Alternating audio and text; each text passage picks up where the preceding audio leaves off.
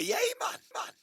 All out of options, nothing to choose. I pissed out on Netflix, I'm sick of the news. I'd sign up to Sky, but I don't wanna pay. I've been on furlough since May. Never go and listen to a Cockney attitude. Ooh, breaking away. Got to find a better way. I'd rather watch Auf Wiedersehen again and listen to what these old men have to say.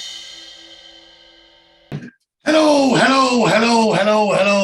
and welcome back to Auf Wiedersehen Again Podcast, and this is episode number 26. And buenos dias, hola, estás, Jorge, ¿qué tal?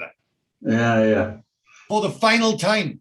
Well, in fact, not for the final time, because we will be speaking Spanish at some point in the future. But for the final time in this season, how are we getting along in Spanish? So, it is me, your convivial host, Mr. Andy Sledge, and my co-host, and hopefully no longer Typhoid Mary and Harrier, Mr. George Bradley. Looking a wee bit sprightlier this week. Yeah, back to work, getting back into the swing. Yeah, feeling okay. Still haven't got my taste back, and I think it screwed up my appetite as well. Because I eat like a pig, and I'm just not hungry. I can't be bothered. I mean, I made a microwave thing yesterday, and I thought, why am I doing this? So I could have gone like a day or two without eating, but I know I've got to eat something, but it's screwed up my whole appetite as well, Well, after the fucking lockdown bulk out, mate, it might do you a favour.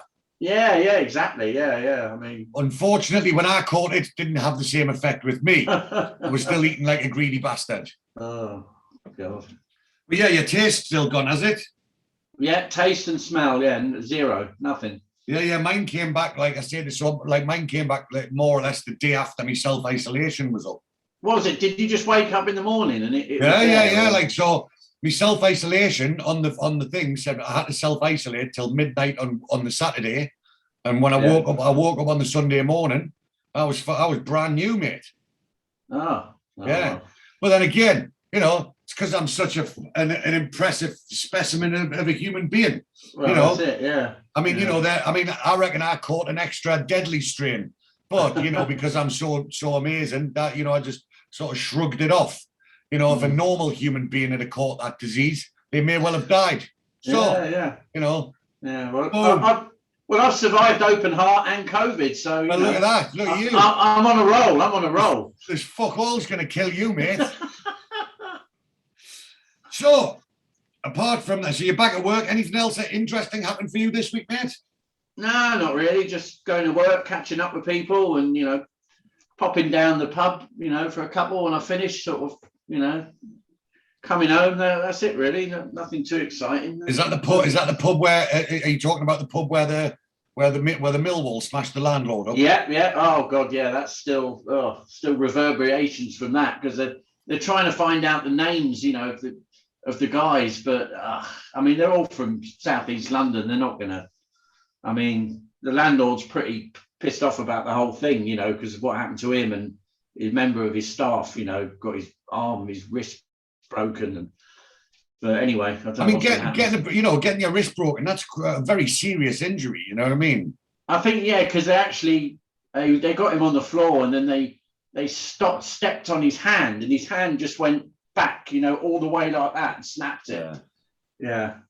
So it's pretty, it's a pretty big break, it's the whole thing, So it's bit of a mess. Like, is there CCTV in that? Oh yeah, they've got the whole thing, everything, yeah. Well, let's hope that they find out the dirty buggers that did it. So yeah, for me, not much, mate. Obviously, we released on Friday the episode with the fantastic interview with the amazing Leslie. I mean, I gotta say, so good work on you actually getting getting that interview, because as she said, she doesn't usually respond to social media, and you managed to get her and do it. I mean, that was brilliant work, and it was such a good interview. It was a lot of work, you know, in the planning stages, a lot of messages going back and forward.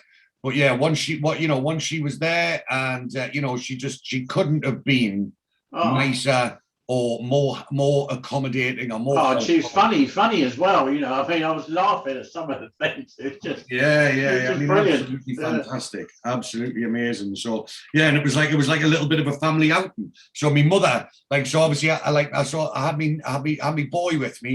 And my girlfriend to like operate the cameras and the microphones and what have you, and then I was about to leave, and my mother was like, "Can I come?" And I was like, "Well, yeah, all right then." So like she's turned up, and it's like half me, you know, all my family sat there like waiting to meet her and that, but she was dead nice, absolutely dead nice. So yeah, so so anyway, if you have any feedback at all with regards to that, well, let's just have a quick shout out. So we did get a fantastic email in from one of our regular contributors, from a chap by the name of Rob Taylor. So Rob Taylor, once again, has emailed in to express his gratitude and convey his enjoyment of the podcast. So yes, Rob, big shout out to you, mate. We really enjoy any feedback, positive, particularly positive feedback. But yes, if you've got anything you'd like to say to get yourself a shout out on the podcast, you can do so.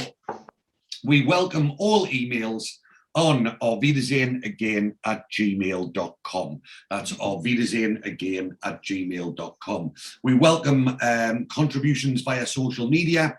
Please do follow us on Instagram @Auf Wiedersehen Again Podcast. That's Instagram @Auf Wiedersehen Again Podcast. Our Twitter is @Auf Again. That's Twitter @Auf Again.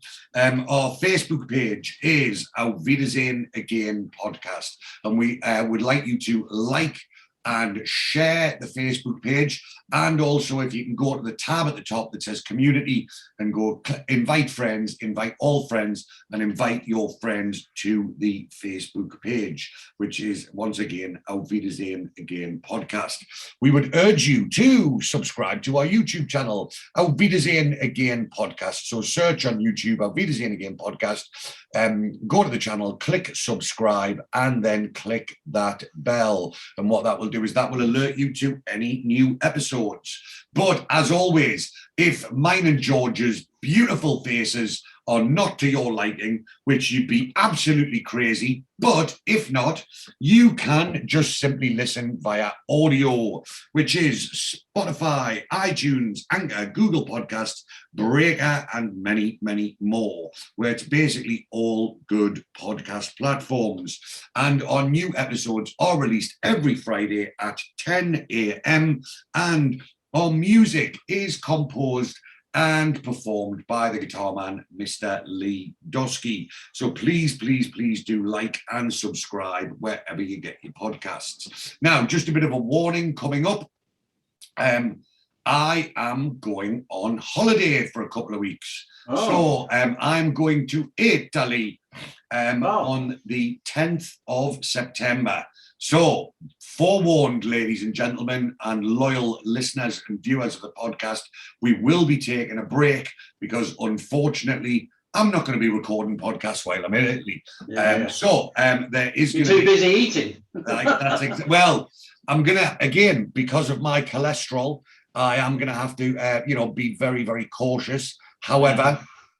A lot of the pasta has got no cholesterol in, so I shall be eating copious amounts of pasta and trying to avoid the red meat. But I'm doing pretty well on my diet and following the trip to Newcastle, where I did indulge in some, fine Geordie fare, including peach melbas from Greg's and corned beef and potato pasties and ham and peas pudding sandwiches. Yeah, I've seen that. Yeah, I've seen the picture. I've been back on my diet, so next diet cheat is in Italy. But just be aware, like I say, as of the 10th of September, I'm going to be away for a couple of weeks. So there will be a couple of weeks in September where there is no podcast. But please do not desert us. We will be back. As always, our fantastic sponsors are Top Gun Tattooing of number 12, the Harris Arcade in Reading. Their website is topguntattoo.co.uk. Their telephone number is 01189 968 667. And as always, we have two fantastic offers for the listeners and watchers of the podcast. Offer number one, you can get yourself a 20% discount with the tattooist, award-winning tattooist at Top Gun Tattooing by the name of Young Zach.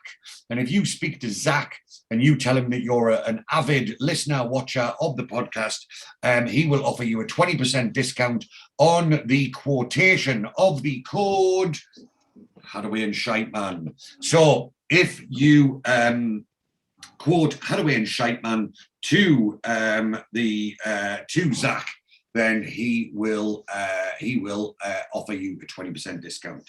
And we also offer the greatest tattoo related offer of any podcast in the world, a world exclusive.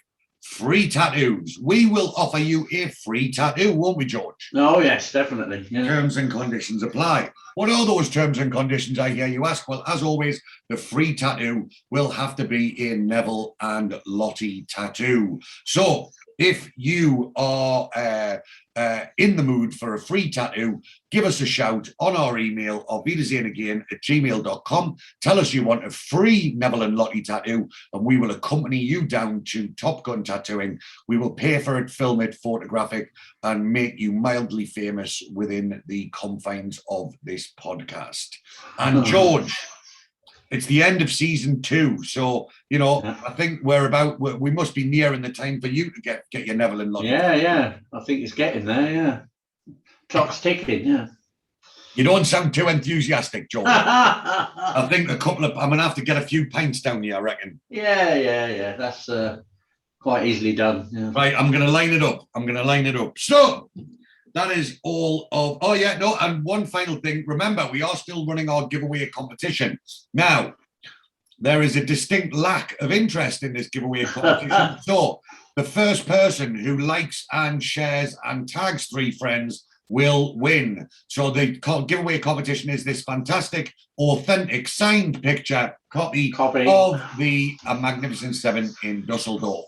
And what have you got to do? You've got to go to the social media. You've got to like the social media. You've got to follow us on social media, like the post, tag 3 friends, and share that post.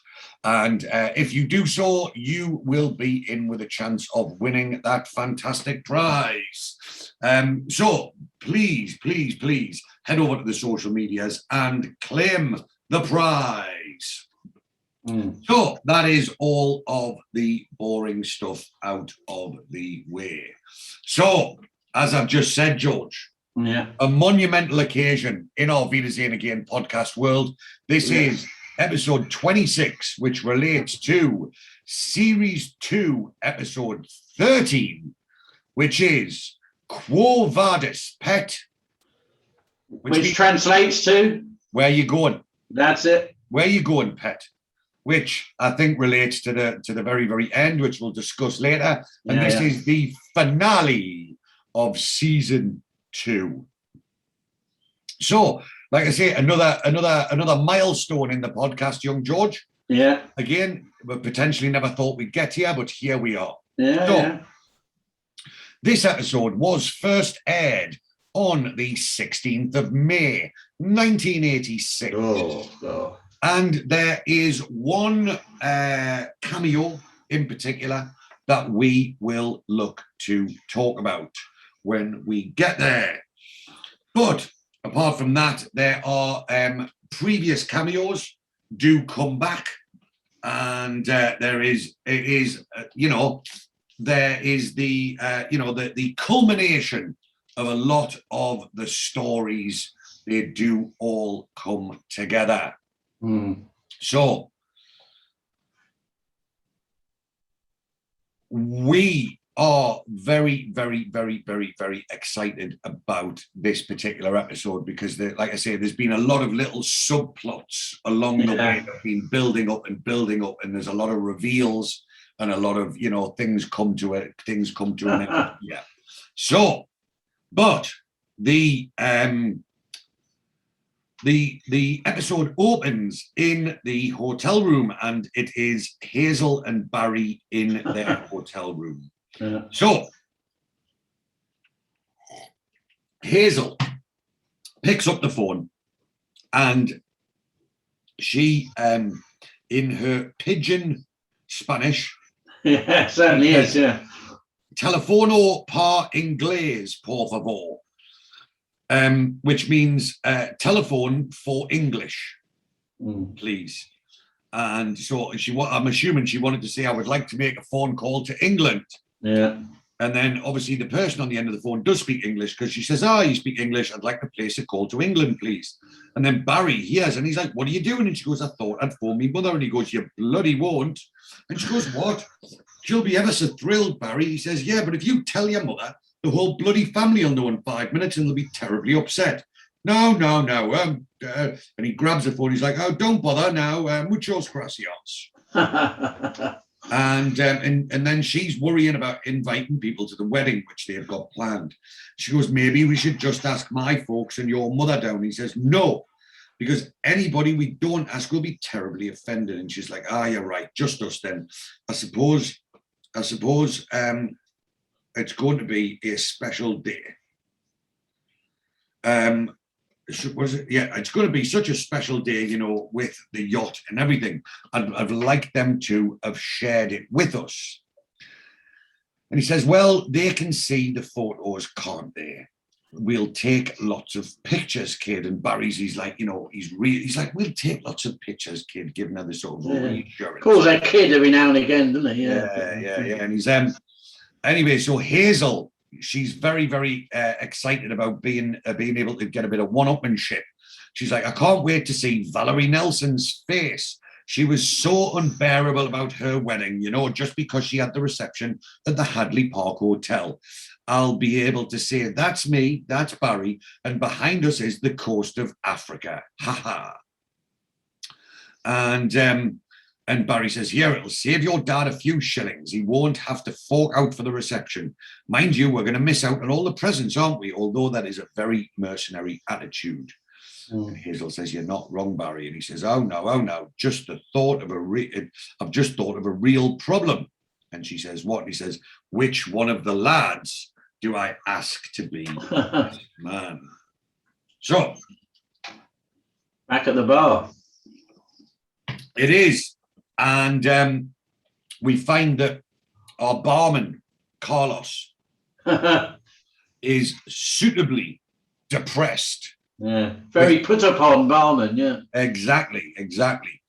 And so that he says, soon, your work finish here.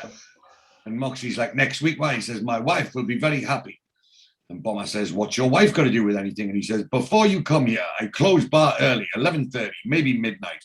Now I go home 2, 3 o'clock. She think I have another woman.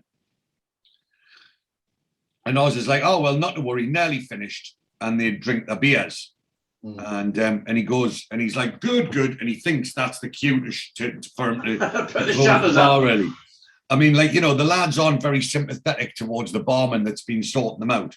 And Oz is like, whoa, what you doing, man? I'm not talking about you. I'm talking about the site. And put that back. Look, we'll have 3 Fundadors and 3 San Miguels. And the look on the barman's face is not too happy. And he goes, wouldn't mind another top up. And he gives Carlos some money. Says, yeah. And then Moxie sees Oz's lottery tickets. He says, what are these? And he says, you've been down the dry cleaners or what? And he says, nah, it's some lottery tickets, man. And Bomber says, he's been buying those since the first day we got here. And Moxie says, have you? And he says, aye, big prizes, you know. And so in Spain, obviously the lottery's a big thing. I see them going around selling them all the time.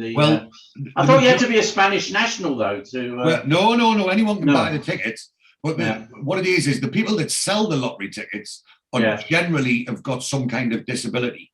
It's a I noticed that. Yeah, it's a job for the disabled. Yeah. So the majority of people that come around selling the lottery tickets, are either deaf or Hey, what? Sorry, hello. And so they have like a normal lottery, like which is every week, and then on like things like New Year's Eve and stuff, they've got a thing which is called El Gordo.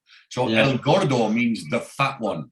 And it's like El Gordo is the one where it'll change people's lives.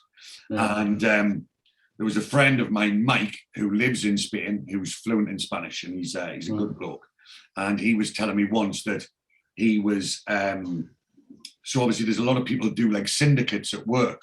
Yeah, we do one as well. and then he was at an airport once. It was like, in the first week of January, and like the place was deserted. There was no staff. The bar wasn't open, and there was just like one bloke with a mop going around cleaning. And he's like, "Why? What the fuck's going on? Why is there nobody here?" And he goes, "Oh, they've won the El Gordo." And he goes, "What about that bloke?" And he goes, "Oh yeah, he forgot to put his money in that week." So this old fella had forgot to put his money in. And fucking hell! They were like, "Yeah, tough shit, mate." So yeah, and it's a big thing. We'll see later on. It's a big thing that the Spanish are very much like they think that other people's luck will rub off on them. Yeah. So like you'll get, say for example, if the winning ticket for the El Gordo was bought at a shop in Seville, for example, you'll get people driving hundreds of miles to go to that same shop to buy that ticket. Yeah, because they think that if someone's won there, then they'll win there, and that they're a bit crazy about it. So it's funny, but when I went to the Basque Country, they had a thing that, well, probably quite right, really. Having ginger hair is very unlucky. So they were like, oh, ginger hair, unlucky. They kept saying. I suppose in a way they're quite right. I mean, it is a bit unlucky, but avoiding you like the plague, then. Yeah. You didn't pull that holiday then. Oh no! I had a girlfriend over there who actually was Spanish, but also had ginger hair. Oh. and we went to a hotel in Bilbao, quite a posh hotel with her mother, who bought us dinner. And coming out of the lift was one of the top Spanish bullfighters, and he grabbed my girlfriend's hand and kissed it. The next day, he was gored by the bull. so all our friends were saying, "It's you, your ginger hair, His name was Hesseline. He's like a pop star. So the bull got him because of you. That's quite funny. That is quite funny. So yes, cursed the bullfighter. There you go. Yeah. Anyway, so Carlos, he says, they're talking about the lottery. He says, in 13 years, I win nothing. And Moxie says, what would you do if you did win, Carlos? He says, I would buy my own bar and close every night at 11. Moxie says, what would you do, Oz? And he says, oh, I'd see I'll reach. And Moxie says, oh, a new passport. He says, well, if I had a small touch, but I thought if I hit the jackpot, you could have a new face. And Moxie says, hey, I've lived with this face for a long time, He says, look, well, I'm not denigrating your looks or out. I just thought, a bloke like a fugitive from justice could do with a new face, that's all. And Moxie's like, oh, yeah, I see, maybe a new nose. And he says, and Moxie says, well, Sting had his done, didn't he? And Oz tweaks his nose, and he said, I must say, it's a definite improvement. And Bomber says, I'd get those ears fixed at the same time if I was you. And Moxie's a bit insulted. He's like, what's wrong with my ears? Anyway, Oz says, then I think I'd buy me mother a little bungalow, so she wouldn't have to traipse up and down the stairs and that. And I think I'd have a tovey down to the boat builders, get myself a little yacht. And Moxie says, oh, and he says, I could race Kenny Ames up and down to Jib and back, couldn't I? And Moxie says, what do you reckon? You know about Kenny Ames offering Barry his yacht and inviting us all those scruffs aboard? And Oz says, well, he just likes one, doesn't he? Moxie says, why? And Bomber says, well, because he's lonely. All these villains here get like that. He'd probably give 20 grand to walk down the East End and buy a newspaper. And Moxie says, he says, I think that's gonna, you think that's gonna happen to you when we piss off. Moxie says, I don't know, I mean, I'll miss you lot. That's only natural though, isn't it? Says, but I've been on my own before, I've been on my own since I was about 3. Anyway, I've got this idea. I met this bloke the other day down the port. Bomber warns him. He says, now you want to be very careful about blokes you meet down the port. He says, and anyway, the phone rings and the barman goes to answer it. And Muck says, he says, yeah, he's all right, Bomb. He says he was a Canadian anyway. He was telling us, he's been working his way around the Med, crewing the yachts and that. I fancy, deckhand or steward for some Greek tycoon. It'd be great. And Oz says, I'd get your snout done first. And then the barman, Carlos, he says, Senor Osborne, it is for you. And Oz is like, for me? And Moxie's like, who the hell's giving you a bell at this time of night? And he's getting, Oz says, I'm buggered if I know. And Bomber jokes, he says, it's probably the lottery people, Oz. He goes, some hope of that, isn't there? So he takes the phone, he goes, hello, Dick. And clearly Oz is, making shit up. And as we then discover, the lovely Vicki. It's our beautiful guest, the lovely Vicki, on the other end of the line when she's in the suite at the Marbella Club. And she says, oh, you're not alone. He says, me? No, it's all right. Vicki says, I thought you might be there. He says, well, it's a fair back. What's up? She goes, well, I just wanted to talk to you, I feel a bit down being on my own all evening. I just wish I knew where I was. I wish I could see you. And I says, well, it might be a bit dicey, that, like. And she says, well, he's going out tomorrow night. I mean, maybe we could go somewhere.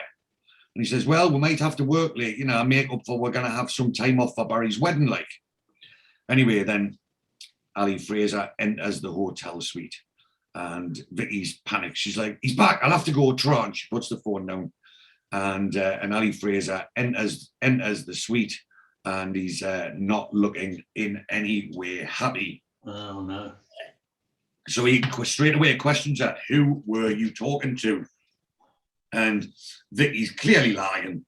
And she says, I was just phoning La Mesa to see if you were still there. And he says, I never went there. And she says, yeah, that's what they said. Where have you been then? And she says, business. And she says, well, you might have said, instead of just leaving us here all night, I mean, I could have stayed up the villa with the others. And this is not to Ally Fraser's pleasure. He says, the others, why would you want to waste your time at a bunch of no-hopers like that for? Do you think a bricklayer is going to take you to the Marbella Club? But he says, I meant like the couples. I mean, that Dennis, and he says, him especially.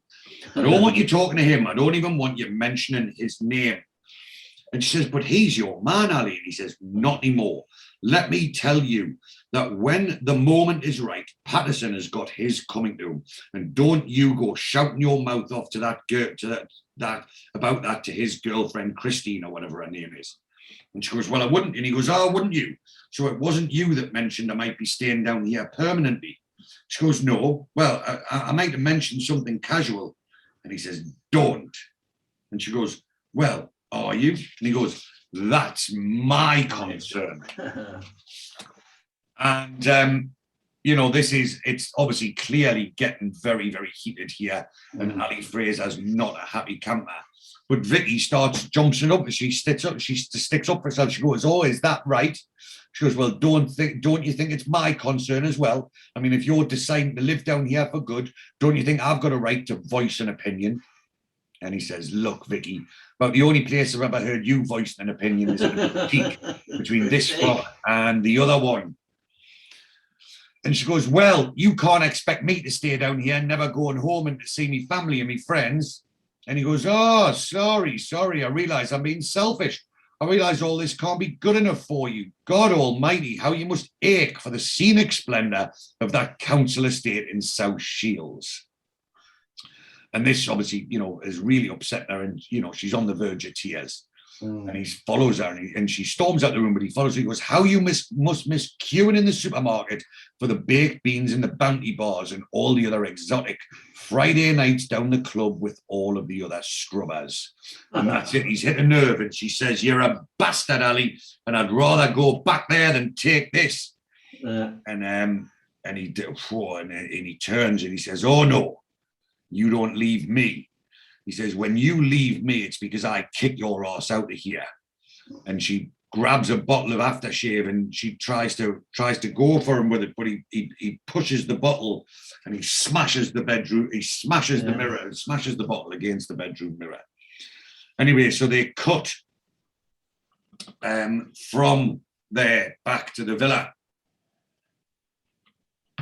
And so all the lads are hard at work. But Barry interrupts him and he turns off the cement mixer. And he asks for their attention. He's like, fellas, could I just interrupt the proceedings for a moment, please? And Dennis is like, hey, we've got a lot to do, you know, Barry. And he says, it won't take a minute. It's just something I'd like to get settled, please. And so the lads put their tools down. He says, see, I didn't sleep very much last night. No, he goes, I agonized. And I says, it's not off again, is it? Because I've already rung Mercedes. Your present's coming on Tuesday. He says, no, it's nothing. It is to do with the wedding, mate. Bomber says, I thought it might be. And he says, look, he says, you see, fellas, I've got to choose a best man from one of you, like. And the thing is I'm very, very concerned about not upsetting the other unlucky five. You see, I've grown very close to all of you collectively and each of you individually. And then he starts rattling through. He goes, I thought of you first, Oz. I was just like, me? He goes, think about it. A few wet Sunday nights in Port Stanley can form on Carnet. And obviously everyone takes a double entendre there and has a laugh. And Oz, he's like, whoa, hold on. He goes, let's get one thing straight. He says, when he says we're forged a bond, it went any further than a couple of pints and a game of darts, you know. Barry says, nevertheless, Oz, you're still a contender. Bomber and Dennis, difficult to separate in my mind. Both men have similar virtues, anchors, men of substance. Yeah, he says, best man material if I've ever seen it. Much the same could be said for Neville. And he says, do you know, in all the times we've known each other, I cannot recall one cross word ever exchanged between the two of us. And Neville retorts, bollocks. And he says, and your ready wit is something I've always admired about you. And Moxie's like, is ready what? And then Barry says, Moxie, it has to be said that as of this morning, Ladbrokes had you down as a 33-1 outsider. Moxie said, I've given it longer odds than that. And he said, but then I thought to myself, no, in Germany, Moxie and me were the outsiders. We weren't in the Geordie Mafia, and it took a little while before we won the respect and affection of the other lads. And Wayne said, I get it. A bit like Miss World, innit? Eliminate all the runners up before you give me the sash. And Barry has a chuckle. He says, Wayne, yes, you and me, poles apart in so many ways, but nobody else has offered me more advice than you. Not always taken, not always wanted. And Oz says, overtime tonight, Dennis? And Bennett says, oh, yeah, Barry, the suspense is killing me. He says, very well. I'll come to the point then. He goes, I couldn't decide. And they all go, oh. He said, thought the fairest thing to do is to draw straws. The short one wins. And so, as he's handing out the straws, Ally Fraser appears. Yeah. Says, what is it this time? A union meeting, is it? And they head inside. Him and Dennis. And Dennis says, I've been sorting through the invoices. You're going to have to settle with the local trade now before the job's finished. And Ali's like, oh, it will be finished, will it? He said, well, that's supposed to mean, he says, well, in the light of our current relationship, Dennis, it wouldn't surprise me at all if you just told them all not to bother. You do have me over the proverbial barrel. And he says, look, the lads came out here to do a job. The situation between you and me, that's got nothing to do with it. Christine comes in and she says, I'm sorry to interrupt. I just wanted to ask something. And Dennis says, what's that? And she says, it's Vicki.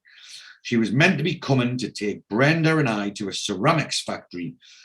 And Ally Fraser makes an excuse and he says, she's probably left the phone off the hook. To a ceramics factory to buy a wedding present. She hasn't turned up and I can't seem to get through to her. And Ally Fraser says, she's probably left the phone off the hook. She wasn't feeling too well this morning, Christine. I wouldn't bank on seeing Vicki today, love. Making the excuses. And she says, really?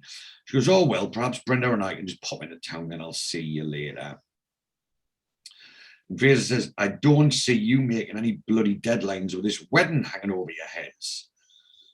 And Dennis says, look, if we take time off Wednesday, we'll make it up Saturday. He says, it might surprise you that my lads take great pride in the work. Your job will be done on time and under budget. I guarantee it.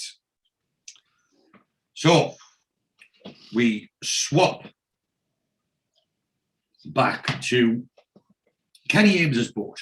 On the boat, Ally, yeah. So Kenny and Ally are on the boat. And they're discussing the plan. And he says, hey, and Kenny says, hey, you've got to admit this wedding is a godsend, Ally. And he says, aye, but there's still a few too many imponderables. The timing has got to be exactly right. And I hate making crucial arrangements that involve 7 cod-harrying lunatics. And at that point, you see a policeman looks over, and Ally Fraser sort of turns his head to avoid the policeman. He's obviously very, very concerned. And Kenny says, don't worry, son. He says, they'll be blissfully ignorant.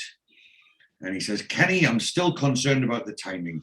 Now, just how far offshore will this boat be? And Kenny says, my man will be down tomorrow. Dot all the I's, cross all the T's. This time next week, all your fiscal problems will be over. And then they raise a glass and they sarcastically say, to the happy couple. So we cut, and Barry and Hazel are in a nice restaurant, but Hazel is crying. Yeah. And Barry says, don't start crying again, Hazel. I can't bear it. She goes, I can't help it, Barry. I'm devastated. He goes, I know, but you must face reality, kid. In your heart of hearts, you know I'm right. And she says, I suppose so. He says, first thing in the morning, you must ring Mr. Ames and tell him how much we appreciate his offer, but explain to him that it cannot be. And they play some sort of suspenseful music, and it's like, and she starts crying again. So Barry's decided, clearly from this conversation, it's insinuating that Barry's decided that they are not going to have the wedding on Kenny Ames's boat. So we cut to the villa, and Brenda's chatting, and she says, so how did Hazel take this then, Barry? And he says, not very well, distraught is a word. And Brenda says, oh, she was so excited. And Barry says, we both were, but in the end, she agreed with me. And Christine says, do you think we better phone her? And he says, I think she'll appreciate that. Thank you very much. And Dennis says, so it's off. And he says, and Oz says, it's just as well I've never bought a present, isn't it, eh? And Barry just says, I just realized we were being very, very selfish. You see, weddings aren't for the bride and groom, they're for the relatives and friends, you know, old aunties and grannies, and people sort of rely on that kind of day. I couldn't deprive them of it. I mean, take my Auntie Lillian, for instance. I mean, it's probably the last time she'll ever get out of the house. And Mock says, so instead of the Mediterranean, you'll settle for Wolverhampton. And Barry says, it'll be the Hadley Park Hotel, mate. It's in its own grounds. It's a lovely place with a lake and swans. I wonder, is that a real place, do you think? I didn't bother looking it up. Maybe should have looked it up. Yeah, so look it up. They can mention it a few times, don't they? So, yeah. So obviously, it was where this other woman had a wedding. So obviously, Hazel and Barry are trying to keep up with the Joneses. And Barry says it's not bloody cheap either, I can tell you. And Dennis says, when's this going to be? And he says, well, that depends on the Hadley Park, doesn't it? I mean, it's a very popular place, isn't it? I think it's in great demand. It will be the first Saturday that the Jacobean suite's available. And Neville says, but we're still all invited, are we? And he says, of course, blimey, you're my best friends in all the world. And Wayne says, oh yeah, we've still got to sort out the best man business and all that. And Bomber says, that's true, no matter what the venue. And then Barry pulls the rug. He says, no. He says, if the wedding's taking place at home, I'll have to ask my cousin Martin. Otherwise, he'll be terribly offended. So we cut back to the Marbella Club suite, and Vicki is on the bed. In another lovely outfit. Pressing some dumbbells. They must be at least a couple of kilos each. We've got Ally Fraser, Kenny Ames, and the captain of the boat, who is called Bobby Bland. A rather strange chap. Yeah. Yes, well, here we go. So Bobby Bland was played by a chap by the name of Ken Wynn, who was born in Reading. So he was born in 1920 and passed away in 2012 at the ripe old age of 92. And he has 91 credits on IMDb. Right, yeah. He was an active actor for between 1948 and 1996. So his career lasted nearly 50 years. Yeah. And he was in such things as Up Pompeii, Budgie, The Alf Garnett Saga, Z-Cars, watched all those. The Sweeney, Reggie Perrin, Porridge, Minder, EastEnders, Terry and June, Never the Twain, All Creatures Great and Small, and The Bill. So yeah, was acting for nearly 50 years. So they cut to the living room in the suite, and Ally Fraser and Kenny Ames are talking to Bobby Bland. And Ally Fraser says, "More coffee, Mr. Bland." He says, "Oh, yes, please." And as you said, George, he's got a bit of a strange voice. He's a bit of a weirdo, isn't he? Yeah. And he says, "Shall we run over the timetable just one last time?" And Ally says, "Shall we what?" And Kenny says, "He says, shall we run over the timetable just one last time?" And Ally's getting a bit frustrated. He says, "Oh, for God's sake, I fly to Zurich Wednesday and pick up my cash the following day." And then he says, "And then you fly to Rome." And then he says, "Then I fly to Rome, and from where I fly to Tangiers, where I arrive at 10 minutes to 8. And he says, "And I shall meet you there. If you want a dinner or a glimpse of the night spots, I shall be happy to oblige." And he says, "No, I won't be in any mood for belly dancers." He says, "Please yourself, Saturday is free. I like to allow one clear day for unexpected contingencies. Then if the wedding is at 15 hours, we should cast off around 10, not too early for you, and rendezvous with the sun saucy at about 15:15. And then he says, "Do you have a lavatory?" And Kenny Ames says, "What, on the board?" He says, "No, yeah, I need a pee." And he says, and Ali says, "Oh, yes, yeah, first on the left there." And he says, "Thank you." And then Ali says, "Is he okay?" And Kenny Ames says, "Yeah." He says, "Good as gold, I told you. You don't know, do you know he worked in a merchant bank for 35 years? And his only ambition was to retire with his own boat and a massive income. So he kept his nose clean, took all the abuse, acquainted himself with his company's financial transactions and how to plug into the computer. And 3 years ago, he booked a one-way ticket to Tangiers, having first transferred £1.5 million to his account there." And the phone rings. And Ali says, "Hey, Vicki, will you get that?" And Ali says, "Well, I grant you, he's no Flash." He says, "But he's not exactly nautical." And Kenny Ames laughs and he says, "You get him on a boat, mate, and he's Long John Silver." And Vicki comes in and says, "Sorry, it's Hazel. She wants to speak to Kenny." And Ali's like, "Who the heck's Hazel?" She says, "Barry's fiance." And he says, "Oh, for God's sake, Vicki, we're in a conference here." And she says, she goes, "Wait, it's about the wedding." And he goes, "Oh, just take it on that one, Kenny." And Kenny Ames picks up the phone very schmoozily.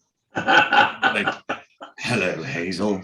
How are you, my petit joujou?" Petit joujou, I don't know what that is. Well, joue means play in French. So you would, if you were going to play a game, if you were playing football, you would say "je joue au football."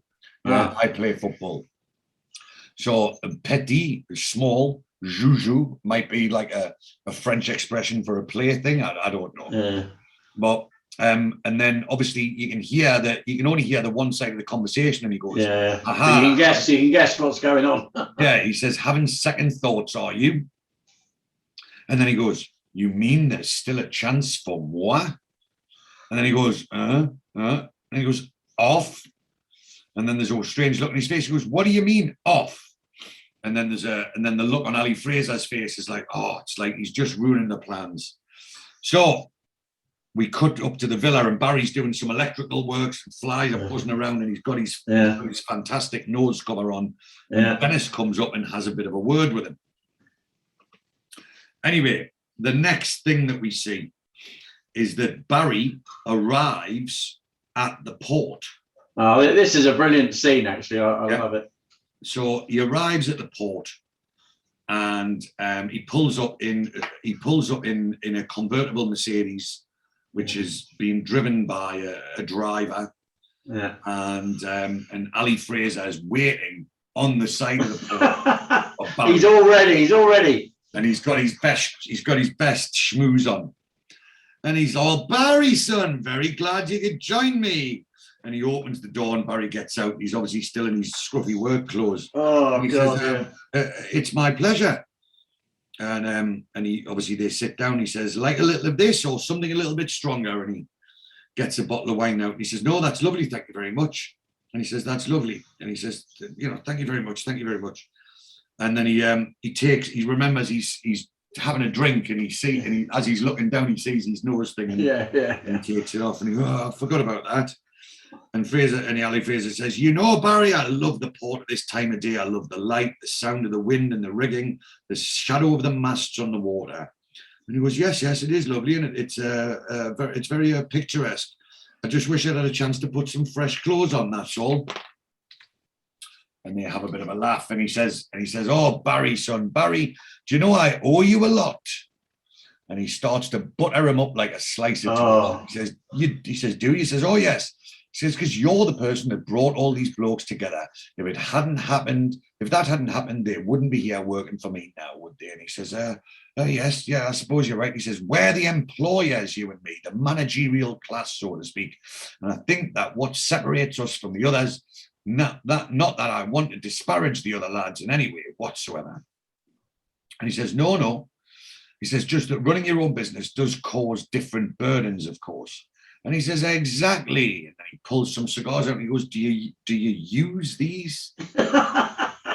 And he's like, ta, very much. And he takes it, and he goes, I'll smoke it later if you don't mind. And then he takes it out, and he puts the cigar into his hat. And he says, sure. And then this guitar player sort of sidles up. He's obviously been shoved a few pesetas to come in at the appropriate moment. Yeah. He beckons him over, and he says, now, Barry, the reason I persuaded Kenny to lend you a shot, and he goes, I didn't know that was your idea. He goes, I didn't want to make a big fuss out of it at the time. And the reason was because I know how much that would have meant to me at your age. And I see an awful lot of me in you. But now I hear that you've changed your mind. And the guitar's like, do-do-do-do. And he says, yes, well, he says, it was a very agonizing decision, Ali. He says, I know why you made that decision, and I respect you for it. It's the old working class guilt that ties that bond. And he says, in a way, and he says, look, Barry, son, Barry, he says, people like you and me, we've risen above that struggle against the odds, and we shouldn't be ashamed of it. You can't let your roots shackle you forever. You've got to be looking forward. And now your only allegiance is to that lovely Hazel. And in my opinion, my very, very humble opinion, it is your duty to give her a day that she will remember for the rest of her life. So, Ally Fraser, the salesman, has closed his deal. He's done a good job on him. Yeah. He has. He's, like I say, buttered him right up. So they cut back to the bar, and obviously Barry's changed his mind. And so Oz is like, look, Barry, if the wedding's on again, fine, everyone's happy for you, right? But don't stand there trying to tell us that tell her that Ally Fraser's some sort of prince amongst men, for Christ's sake. And he's smoking the cigar. He's lit the cigar, yeah. And he says, it's just that I really sat down and conversed with the man, had I? I mean, I've always accepted your lot's opinion of him as being some sort of monster, but speak as you find. And I happen to have found him very charming and very civilized. And Hazel says, I'm thrilled to be persuaded, Barry, because I'm over the moon. He says, we've decided to have a little party for family and friends when we get back, haven't we? Moxie says, why? He says, well, it just seems the best of both worlds, really. And he says, no, I mean, why would Fraser take all of this trouble over you two? And he's like, oh, that's charming. Thanks very much. And he goes, no, I didn't mean it like that. And Bomber says, well, it does seem a bit queer. Mox says, I mean, is he paying for the food and the booze and that? And Barry says, of course not. And Hazel says, we wouldn't hear of it. And he says, that's coming out of my pocket, that is. Moxie says, mind you, if you took the boat out far enough, all the ale would be duty-free, wouldn't it? And Oz says, don't be a dickhead, man, Moxie, you've still got to buy it at the offie. And so Moxie says, oh, yeah, I forgot about that. And Bomber then says, well, I think the odds of you being best man have lengthened even further, Moxie. And Barry says, that reminds me, that little problem's still got to be resolved, hasn't it? First thing tomorrow, we draw straws again. And Oz, he's like, no, count me out, thank you. And Bomber says, me too. And Moxie says, I'm not keen either. And Barry says, what's up with you lot? As they walk out, he says, fly your, and Oz, quite right, he says, fly your cousin Martin doing, why don't you? Obviously, you know, they were pretty offended at being sidelined by the cousin Martin. And so Barry turns to Hazel, he says, oh dear, he says, no matter how hard you try, Hazel, you always end up offending somebody, don't you? So we cut to the Marbella Club. The Marbella Club, and it's Ally and Vicki in the suite, and you can see that Ally is preparing to leave. And he's being very abrupt, and Vicki asks him some questions. She says, when will you be back? And he says, not certain. And she goes, I don't even know where you're going. And he says, you don't need to know, do you? And she goes, well, I'm not going to be here when you get back. And he goes, oh, is that a fact? She goes, yes, it is, actually. I'm going to stay for Barry and Hazel's wedding, and then I'm going home. And he goes, oh, really? Oh, well, which one of the very expensive frocks that I bought you are you planning to wear at Barry and Hazel's wedding? Is it this nice little multicolored Grecian number? And he's got a knife or a pair of scissors, and he rips the dress. And he goes, or is it this cerise article that costs so many francs in Paris? And he rips it. And he goes, hey, you really suited that one. And she goes, listen, you can slash them all, you bastard, every last one. Take back all the jewelry, the lot, but I'm still not going to be here when you get back. And he says, well, you surprise me, Vicki, because I've got your passport. And he throws her passport into the into the attaché case, into his little briefcase, yeah. And so we then see Oz. We cut up to the villa, and Oz runs over to get in the minibus and he drives off as Ally Fraser pulls up. And so Ally Fraser comes in the villa to speak to Dennis. He says, I'm going to be away for a few days, Dennis, so I'm leaving you some signed checks to take care of those unpaid bills you mentioned. And he says, oh, you still trust us then, do you? And he says, oh, I'd like to use your nuts for golf balls. Yes, I still trust you. And he signs the checks, and he says, well, there'll be no crap lying around. When you get back, we'll clean up the entire area. And he says, oh, you're nothing if not thorough. And he says, now about your lad's recompensation. And he says, that's all right. He says, I'll handle that. He says, that money of yours I'm holding, I'll pay them out of that. Salary, overtime, bonuses, as agreed. I'll post you an itemized statement accounting for every penny. And he says, and the balance of my money, he says, where would you like it? And he says, it's as simple, is that simple, is it? He says, yeah, I've got it. You want it. I await your instructions. And then he turns around, he walks off, and then he stops and he goes, by the way, he says, I'll be holding back about $3,000.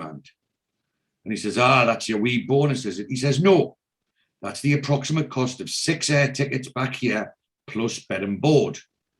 And he says, sorry, Dennis, I don't follow you there. And he says, well, you will in a minute. He says, just supposing I'm leaving the pub one dark night and 2 of your boneheads decide to take me round the back, right? Or supposing somebody puts a brick through my ex-wife's window or puts the frighteners on me girlfriend or me kids, I'm going to need that cash on her. He says, so me and the lads, we can come back here and take apart everything that we've built for you. And then after that, take you apart. And he's sort of a bit taken aback. And then he says, Dennis. He says, a bloke like you could have had a job with me for life. And, you can see, Ally Fraser's, quite impressed with the way Dennis is handling himself. So Oz arrives at the Marbella Club, and he enters the room, and and he shouts, Vicki, and he goes into the bedroom, and the place is absolutely trashed. And she's, Vicky's lying on the bed, and everything's all the clothes have been slashed and everything's smashed up. And he says, what's going on here? And she goes, I tried to leave him, Oz, but I can't. I'm scared. And then he goes in the bathroom, and there's broken glass everywhere, and it's all been smashed up. And on the mirror, written in lipstick, it says, Geordie Scrubbers, don't leave me. And so Oz loses the rag, jumps back, and he drives it back up to the villa, and he runs in. And he's like, where is he, eh? And Neville says, who? And he goes, his mate, man. And he points to Barry. He says, Fraser, where is he? And Barry says, he goes, he's not my mate. I just simply said, he goes, where is he? And he storms in where Dennis is doing the paperwork. He says, where's Fraser? And he says, he's gone. Why? He says, why? Why? Because I'm going to smash his bastard face through that floor. That's why. And he punches the table, and he spills the coffee. And he's like, I don't care who he is or what his reputation is. And Dennis is like, what's going on here? Like, he's like, what's the matter? Like, he says, he might be rich and have muscle and punters like us licking his arse, but that doesn't allow him to do what he's doing with Vicki. He smashed the bastard flat up, ripped all that clobber to shreds, and you should have seen what he wrote on the bathroom mirror. And he says, I thought you were supposed to be picking up tails. He goes, never mind bastard tails. He says, they might have slaves over the water in Morocco, but this is Spain, right? She's British. I'm not going to stand him out while he treats her like a piece of shite, I'm telling you.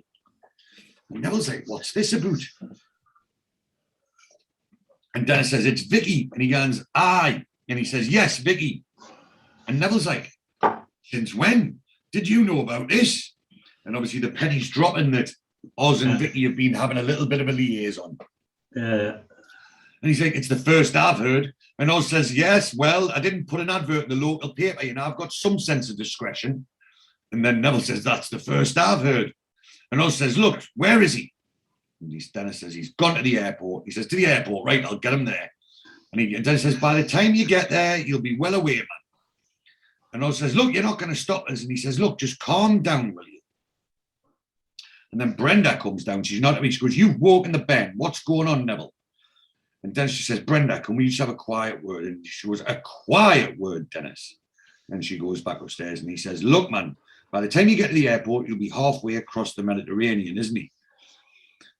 He says, is he? And he says, he's done off. If he's done off, where does that leave us? And Dennis just says, we're taken care of. He says, look, I've hurt him much more than you ever could.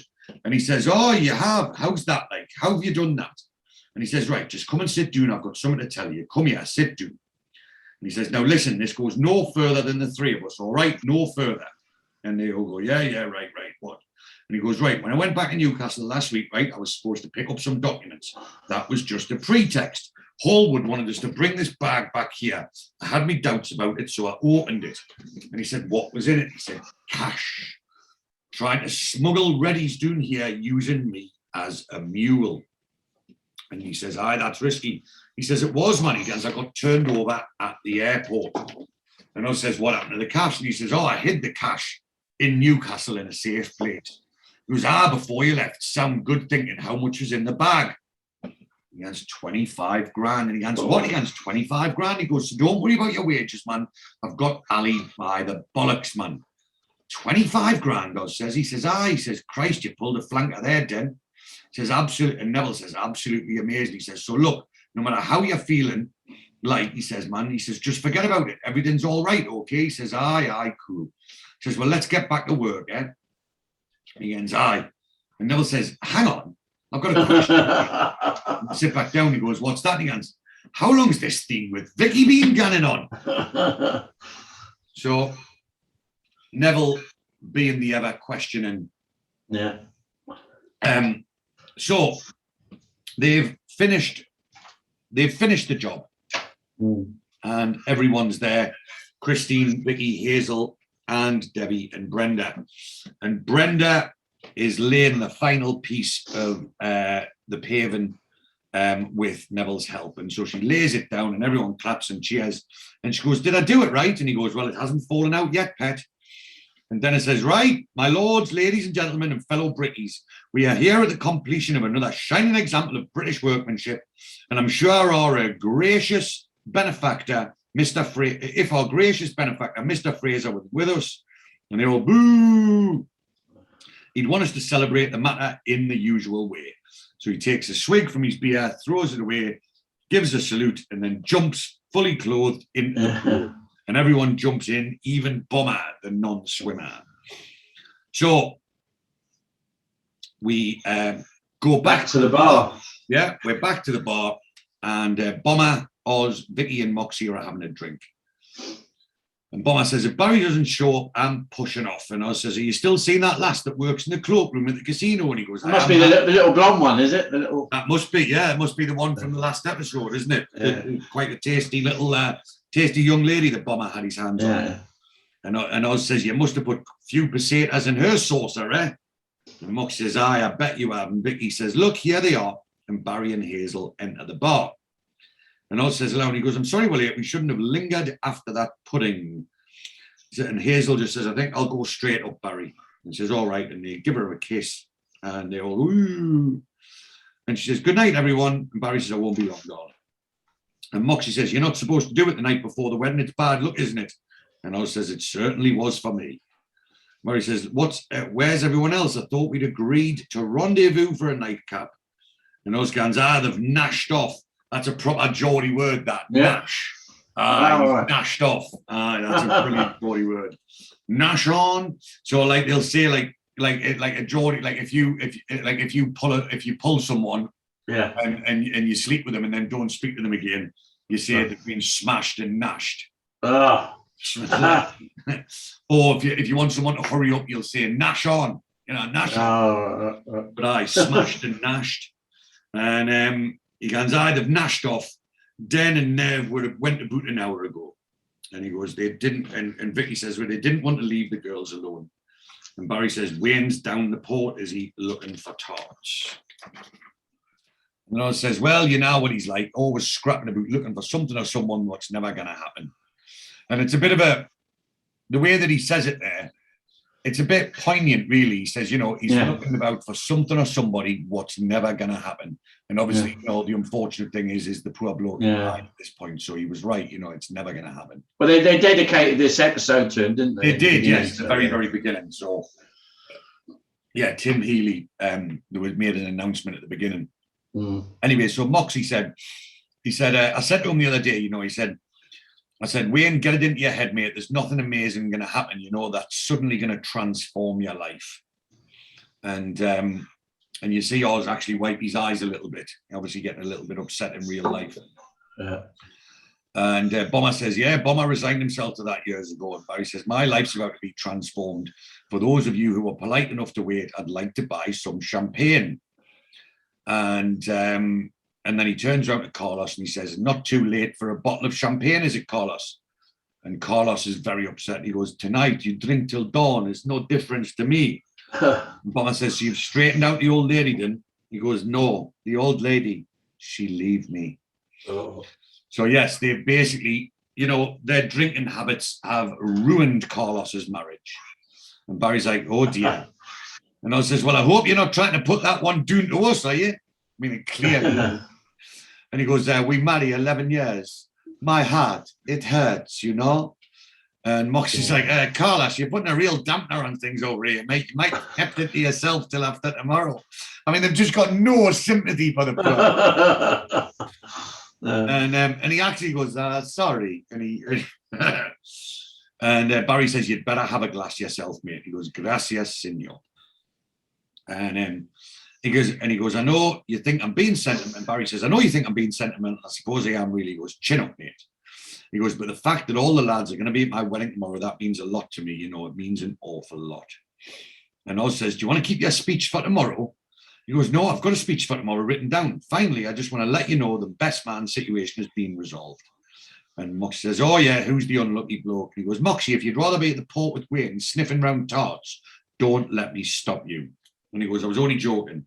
And Barry says, I never know if you're joking or not. This is a bloody moment. This is a bloody moment of joy and celebration for me, and I'd really like to treasure it.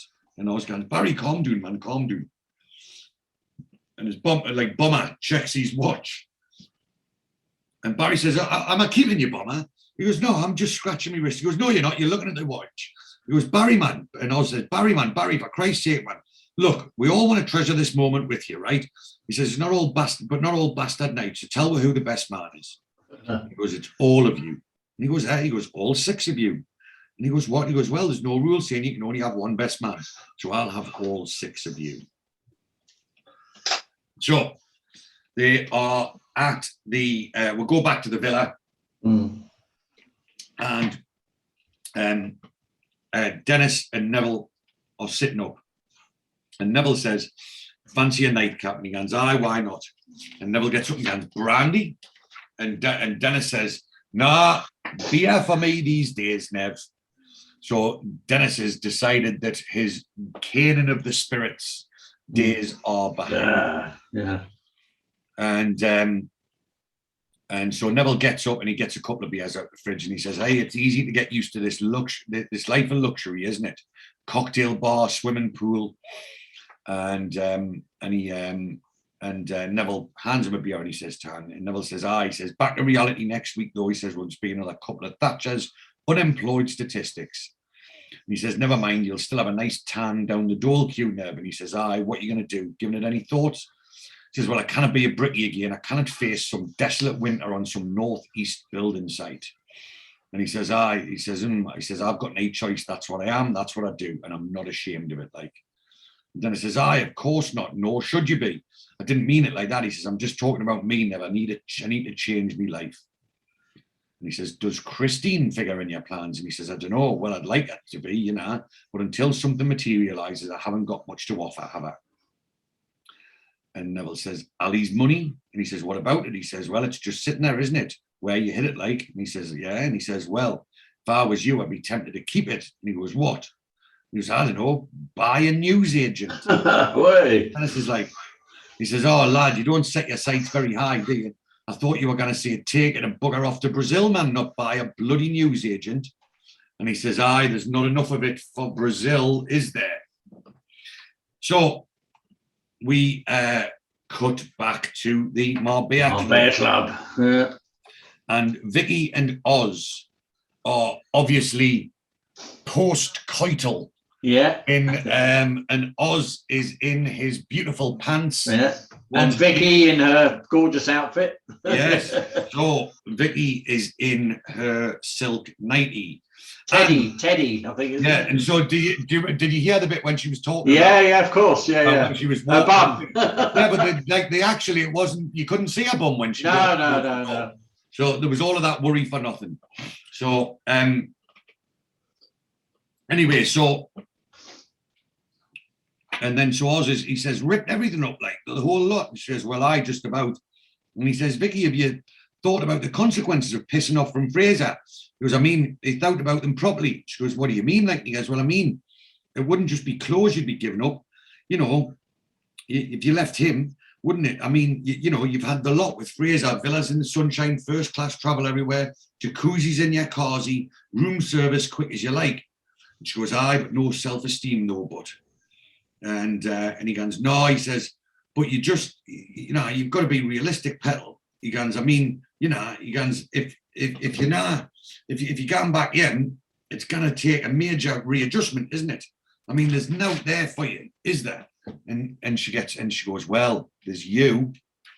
And Vicky's being, trying to, do her best to drop hints to us that she's very enamored with him. And he doesn't appear to be taking it. He's like, well, I think it's a good time you had your eyes open about me and all, isn't it? I'm not exactly what you could call a prize catch, is I? Yeah? Because I'm just another working class cadgy that's been dragged up in a very rough area. I've had no education to speak of. And nobody can understand what I'm talking about 30 miles out the gate said. I've got no money put by, no prospects, and I'm on the Nat King Cole as of next week. What could we possibly have in common? And she goes, well, everything. And again, sticks it on him. She's telling him that she wants to be with him. And then there's a big knock at the door, and she goes, Christ, who's that? And he goes, I don't know. Go and answer it. You had to put something on, no? Kind of gone to the door like that, man. And so she walked. I must say, she's a hell of a step up from Marjorie. Oh, Christ, yes. I mean, you know, he's done very, very well for himself there as Oz. And anyway, so they open the door and we see the return of Fuentes, our Spanish policeman. And he's like, is Senor Fraser here? And she goes, and Vicki puts a posh voice on. She goes, oh, sorry, no. And he goes, can we come in, please? And she goes, yes, you'd better come in, though. You better come through. And so the second one comes in and goes, where is Senor Fraser? And Oz is like, I don't know, Paligans, I think he's away for a couple of days. And Fuentes says, I see you in the villa. You a friend of Senor Fraser, no? And he goes, me? No, not me, mate. And he goes, why are you here? He goes, I'm just taking the young lady to a wedding. And Vicki sort of smiles. And then the two Spanish coppers have a banter in Spanish. And obviously the penny drops that Oz and Vicki are carrying on. Yeah. And they have a bit of a laugh. And then Oz realizes that they know that he knows what they know. And he goes, yes. He goes, well, we're all men of the world, aren't we? And the first copper says, he goes, evidently, you do not expect Senor Fraser to come back too soon, no? And he says, I've got no idea, pal. What do you want to see him for? And the second copper says, questions. And he says, I bet you the English old Bill have told you to give him a pull, have they? He goes, you want to? He's a rich, slippery old bastard. And so the second cop, he speaks Spanish to the first one about the lottery. He says, loteria. Yeah. And then he says, please. And then he wants to turn the TV up. And he goes, what? He goes, yes. He goes, help yourself. And they turn the TV up. And Fuentes says, every Saturday at this time, they give the winning numbers of the lottery. He goes, the lottery. He goes, I've got a pocket full of them myself. He goes, they didn't have this in England, you know. They've got what they call El Premium Bonde. Oh, yeah. He goes, but I haven't know anyone who's won more than 50 quid. Yeah. I've had one since 1965 when I was born. I've never won a thing out of it. What, one premium bond? Well, I think I've got 3. Someone bought it as a present when I was born. I've still got the numbers. So it's been 56 years and nothing's ever come up. Well, like I was given 100 because they're £1 each. So your premium bonds are worth £3, George. Yeah. The problem is they don't go up in value. So like I got bought 100 premium bonds like on me 18th, on my 21st birthday by my grandma. So 25, nearly 30 years ago. And so I was bought 100 premium bonds and they're still worth £100. Yeah. And now I did win 25 quid. Oh. Yeah. So I've had 25% interest in nearly 30 years. If I'd have just put that £100 into a bank account, I'd have a lot more than 100 quid. Yeah. Anyway, and he says they have the thing called El Premium Bonde, but I didn't know anyone that's won more than 50 quid. So the numbers come up and it's 73560. And the coppers babble away in Spanish, and Oz, his face lights up. And he goes, 7-3. And he goes, that's it, isn't it? 73560. And he goes, and the Spanish copper, siente, tres, cinco. He goes, el gordo, señor, 8 million peseta. And Oz goes, what? El Jaco Poto? And the copper goes, 8 million pesetas, 8 million pesetas. And they all give him a hug and they scream. And, what I was saying to you about before is the Spanish are very, very big believers in the luck rubbing off. So because Oz has won and they were there, they think that luck's going to rub off on them. So they all give him a hug and, they'll be buying more tickets next week and that. And Vicki comes out and goes, what the hell's going on? And Oz says, well, apparently I've just won 8 million pesetas. And she goes, how's that like? And he hands lottery tickets and the coppers keep hugging him. And he goes, I think this calls for a drink. And there more Spanish congratulations. And Oz pops open the champagne. He goes, how much is that in there? He goes, that's 40 grand, isn't it? And the Spanish copper goes, muchos libras, many pounds. And he goes, hey, well, he goes, I never thought I'd be drinking with a polis. He goes, get that doing, you peppy. And the Spanish start laughing at Pepe.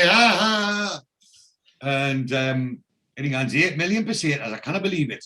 And Vicki says, Oz, I mean, your whole life's going to change, isn't it, overnight? And he goes, aye, well, not just mine. I mean, he goes, you realise what this means, don't you? And then Vicky's been playing up, and now she thinks she's got it. And she goes, oh, Oz, what are you trying to say? And the look of love. And he goes, well, you've got your airfare home now, haven't you? And he goes, right, cheers, lads. And the look of disappointment comes across. Yeah. She just looks totally confused, doesn't she? Yeah, I mean, Oz, should have taken his cues there. But anyway, it is what it is. So we cut down to the port, and everyone's waiting at the stern to about to board onto the Sand Saucy for the wedding.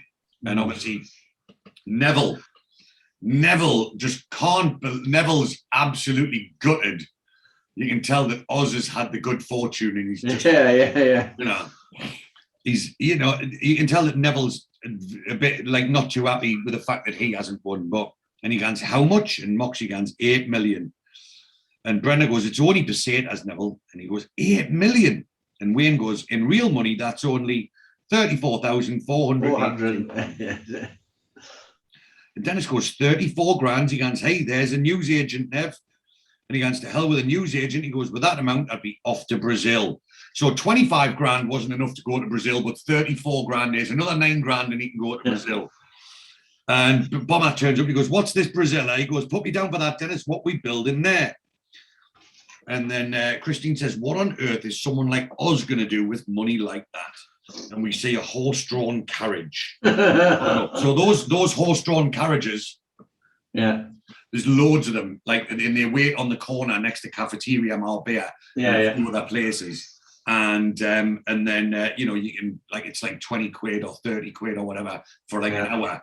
And I did it with my kid when my kid was real young. We got in we paid for an hour, and you get it, and basically the horse-drawn carriage takes you around Marbella and basically gives you a bit of a circle of Marbella for an hour.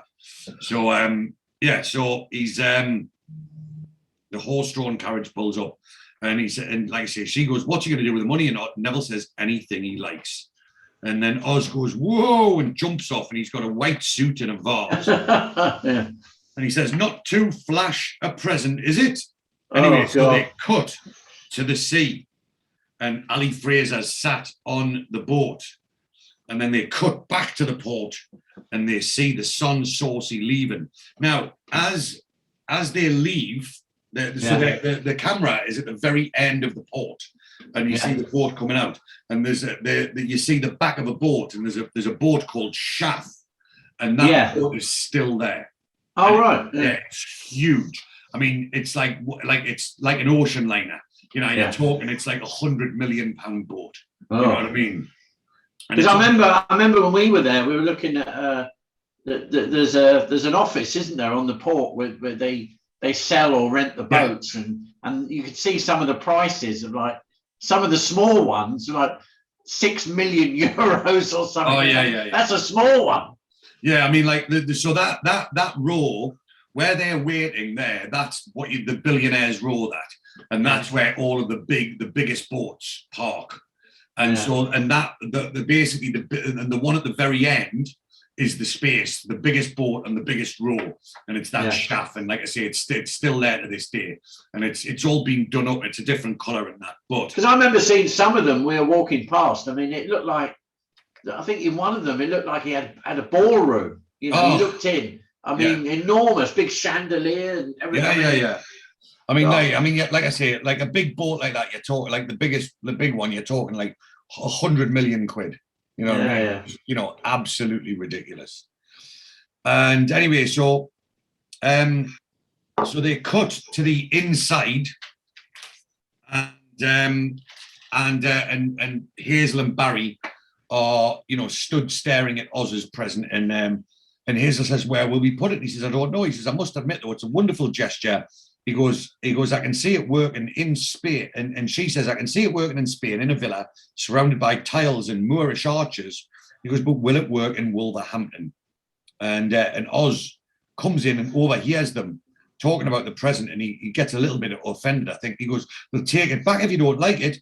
And Barry says, no, mate, it's just what we always wanted. Like. And he goes, "Is it?"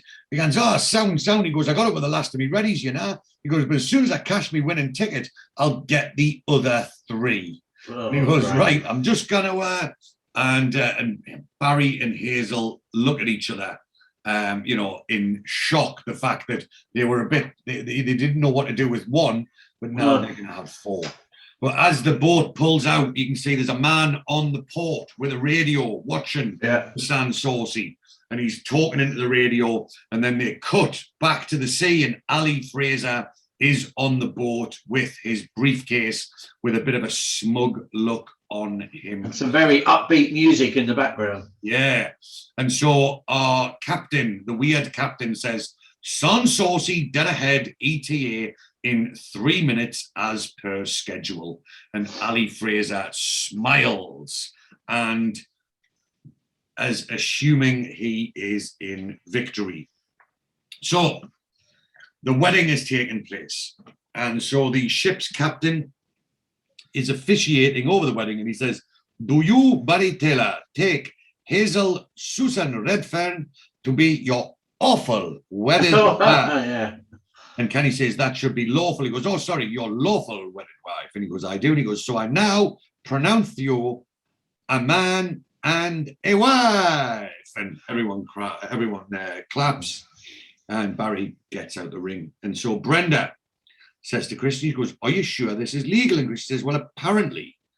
And so Barry puts the ring on Hazel's finger and kisses the bride. And Oz pouring champagne out, and he says, "Get a bit of this, Junior." And Neville is... They're still moaning. He's like, 34 grand, it's just not fair. And Dennis says, "Hey, there's a boat coming up on the right there." And Kenny says, "Oh, starboard," as we say in nautical circles. And as we see, it's the boat with Ally Fraser. And Barry says, "What's this?" And he goes, "It's your mystery guest, Barry." And Ally Fraser waves. And Vicki says, "What's he doing here?" And then we see there's a Spanish police boat nearby, and there's a Morse code message going on. And Ally Fraser jumps on. He goes, "Well, you don't actually think I would have missed a happy occasion like this?" And Dennis goes, "What's going on, Ally?" And he says, "Dennis, I've had a little bit of business to do, and then I promised myself I'm going to get back here for Barry's wedding." And Barry says, "I very much appreciated, Mr. Fraser." And Hazel says, "Thank you very much for the chocolates, Mr. Fraser." Yeah, big box of chocolates. Yeah. And Hazel shows the box, and she goes, "They're Swiss." Obviously, he's just come from Switzerland. However, we hear the Spanish police in a boat, and he says, "San Saucy, maintain your position. Maintain your position." And Ally Fraser's like, "Let's get the hell out of here." So him and Kenny Ames run up to the bridge. And he says, "San Saucy, mantenga su posición." And Kenny Ames shouts to the captain, he says, "Vamos, Enrique, vamos." And then they speed off, and the police give chase. Says, "San Saucy, vamos a borderas." I think that means go back to the shore. But and Fraser says, "You set me up, Kenny. If you bought immunity by shopping me in." And Kenny Ames says, "Don't you worry about that, son." He goes, "I'm blagging 20% of that."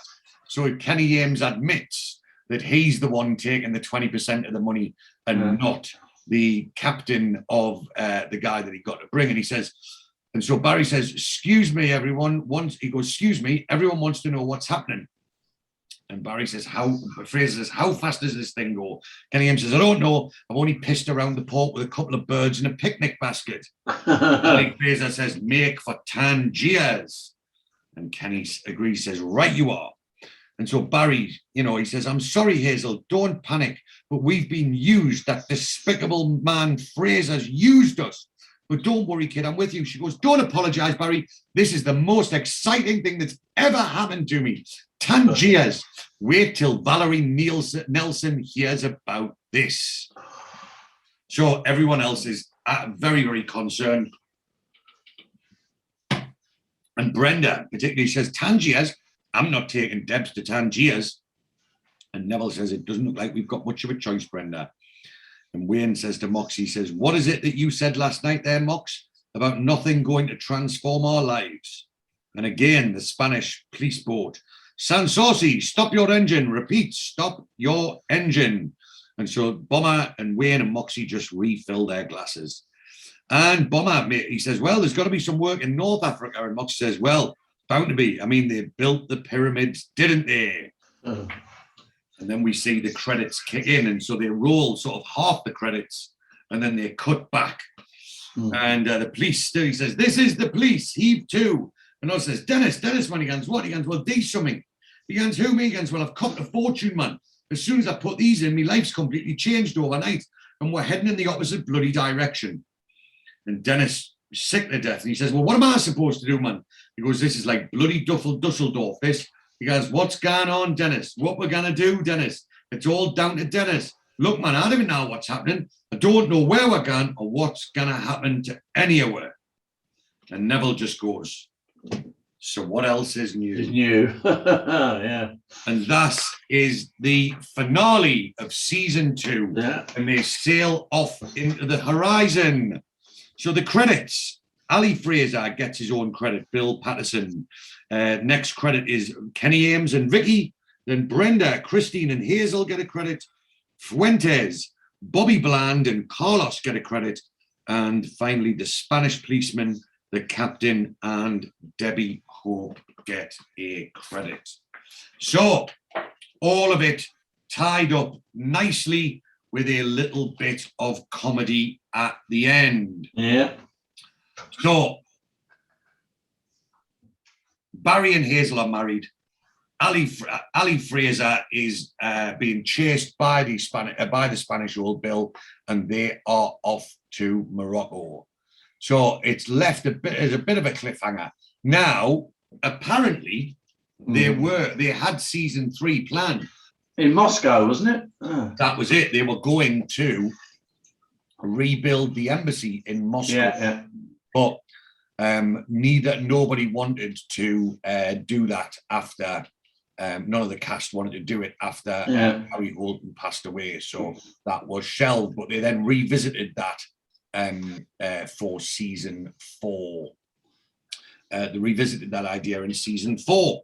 So everything's tied up. The villa's built, and that is the end of season 2.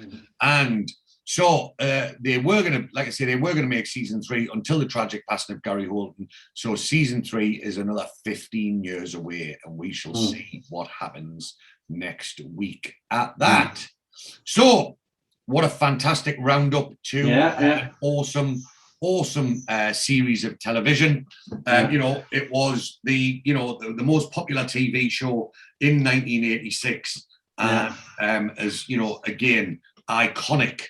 In the annals of time, a well-loved series of television by all. So if any of our watchers or listeners have anything to add, or they would like to comment, please do email us on aufwiedersehenagain@gmail.com.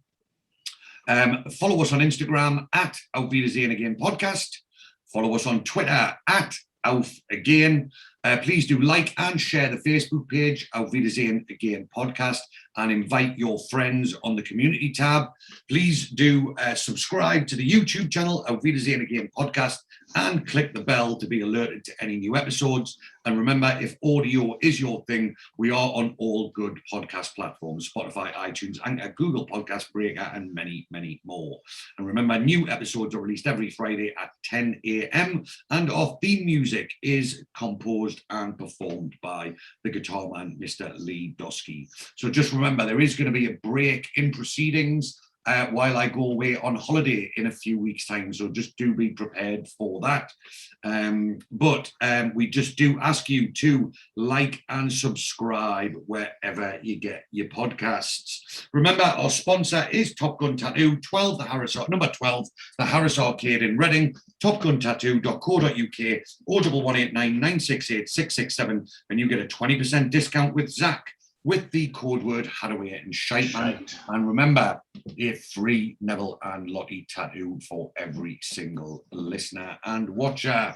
And remember the giveaway competition. If you want to win this fantastic original signed picture copy, then all you got to do is go to the social medias, follow us on social media, like the post, tag 3 friends, and share that post, and you can be in with a chance. So that is all for this week, George. Yeah. So for the final time from Marbella, it's hasta luego, adios. Adios. And by the very, very final time for season 2, Auf Wiedersehen Pet. Oh, yeah, man. All out of options, nothing to choose. I've been out on Netflix, I'm sick of the news. I'd sign up to Sky, but I don't want to pay. I've been on furlough since May. Now we'll go and listen to a Cockney attitude. Ooh.